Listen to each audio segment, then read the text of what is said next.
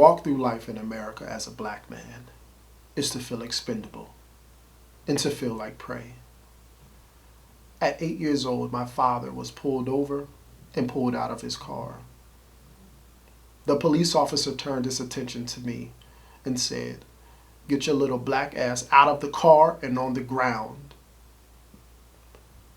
At 12 years old, I was repeatedly beat with a policeman's flashlight as he yelled, "I hate you, you black son of a bitch." At 15, I was thrown to the ground. My pockets were ripped open because they thought I was selling drugs. The officer then threatened me and said I should throw you in the back of my car and dump you in the Delaware River. You've heard similar stories, but these are my stories. I've only had 3 positive experiences with police officers out of my 40 years on this earth. And what has been normal has long been unacceptable. But I find myself in a time where there's an opportunity. We can burn down the school to prison pipeline and change what policing and the justice system has become. Undeserved killings of innocent people, gratuitous arrest of black men, handing out life sentences like candy, as if throwing away a life is a solution to generations of system injustices. I know this system firsthand. You see, my parents were both young when I was born, and so I was raised by my grandmother. My grandmother had 9 children, and there was 15 of us living in a 3-bedroom house. Some were on drugs, some were alcoholics, some were in and out of prison, and some even dulled their pain by torturing me and making me understand that I was nothing. I was abused physically and emotionally daily. I was bullied, beat up, and put down. I can recall one time sitting on a blanket reading a history textbook, and someone came up behind me and pulled my pants down and said I should rape you. This was from my most cruel and frequent abuser. At 12 years old, I wanted to die. And I knew exactly how I was going to do it. And I would set my soul free. One day, my uncle put an AK-47 in my hands and asked me how did I feel. I said, I feel like God. There was a power knowing that once in my life, I was in control. I went from being an abuse victim to hurting innocent people because of the vicious cycle of pain that was inflicted upon me. Pain fostering more pain. I was a talented track athlete with all of the accolades, but I could not escape my situation until I was 18. I was taken to the train station by my mother and my grandmother, who knew I had a chance at a better life with a new start. I was given 1 suitcase, 1 Ziploc bag full of money, and told good luck. As luck would have it, I would end up in North Carolina. In North Carolina, I had 3 children. I was married, divorced, homeless, sold drugs.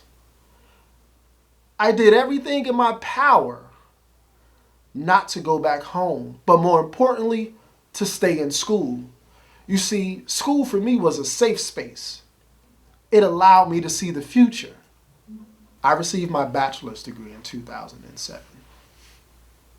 And between 2010 and 2011, I met and married the love of my life, Shakira.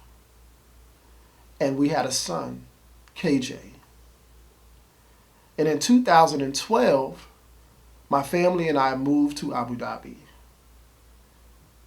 where my wife took a job in the government schools, and I was finishing up my master's degree to become an English professor.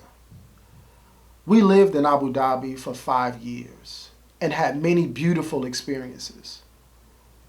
And my youngest son, Amir, was even born there.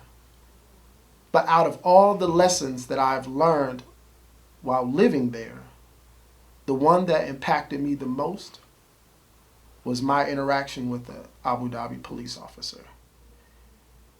You see, I was 7,553 miles away from home, but still filled with the fear that comes with interacting with police officers and being a black man.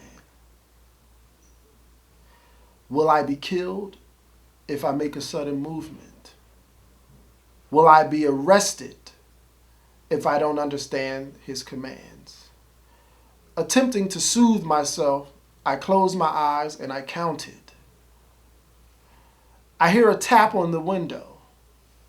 I roll my window down, and the officer said, "Hello, my friend. How are you?" He extended his hand for me to shake. I did not know how to receive his words or his actions. And I asked, "Why did you stop me?" He said, "Because you look lost." You see, the world looks different when you feel like people see you and respect you. Respect was the key. I am now back in America, working in Marin City in education. Marin City is the only identified pocket of African Americans in a county of mostly white affluence. But like many others, I'm hurting right now, and especially scared for my 2 younger sons who have autism. Will they be killed if they don't understand a command? Or will my 14-year-old, who is 6'2", be viewed as a threat because of his skin color and his size? Nothing is more emotional than knowing that you are at risk every day of being killed by a police officer because of your skin color. It does not matter if you are in your home asleep or playing in your front yard. There will come a time when I am questioned how I am able to live in this neighborhood,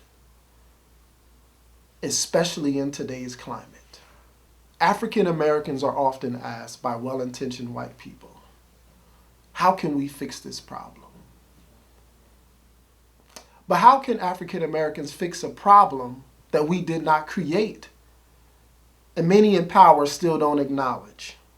I wish this was a time for talking it out, but it's not. It's a time for action.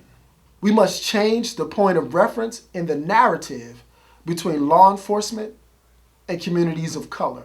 We must now do the hard work of disrupting systemic racism. But we have to admit the issue starts at the top. In my work here in Marin City, I see possibilities. In my role as the community school manager of the Sausalito Marin City School District, we have created the Marin City Public Safety Initiative. This initiative is to help strengthen relationships between communities of color and law enforcement. Historically, Black residents of Marin City have made countless statements of being racially profiled. Now is the time to reinvest resources and right past wrongs that were caused by law enforcement and racial interactions. Through this initiative, law enforcement will host monthly courageous conversations to address both past and present racist encounters.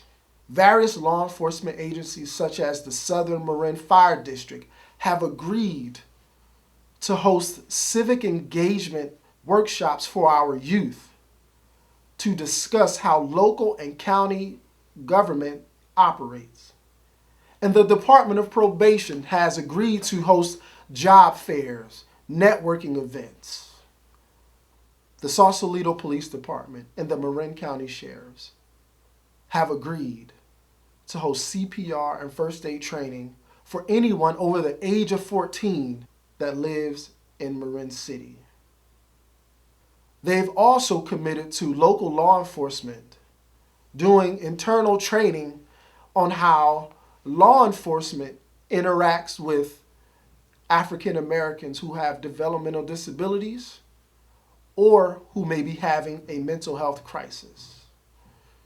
In addition to providing crisis centers, so instead of arresting someone who has a substance abuse problem, they will be referred to the crisis center to receive treatment. This has resulted in countywide support and recognition from the Marin County Board of Supervisors on how to bring law enforcement together with communities of color to create communities that are self-sustaining and safe.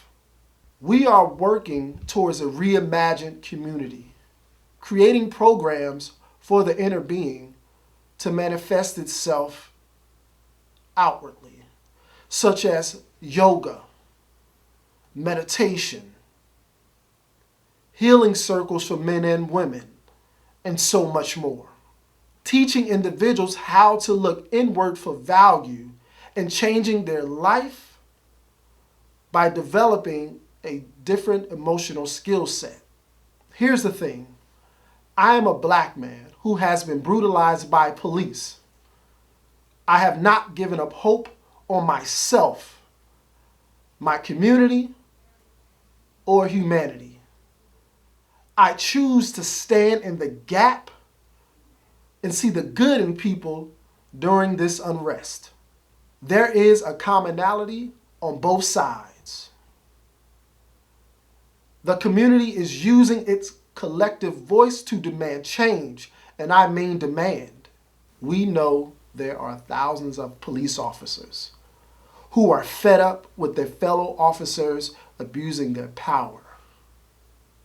But they must stand up and be active and disrupt the system from within. There's a desire for real change, to dismantle the system which is not working, to provide life-changing and life-giving opportunity to a system that insists on taking lives as a solution. It is my hope to share what we are doing in Marin City to start the discussion in different cities, in different states around the country. Do you have the courage to stand with us? I'm betting you do. I am working towards an outcome. Will you join me? Thank you for listening. Peace.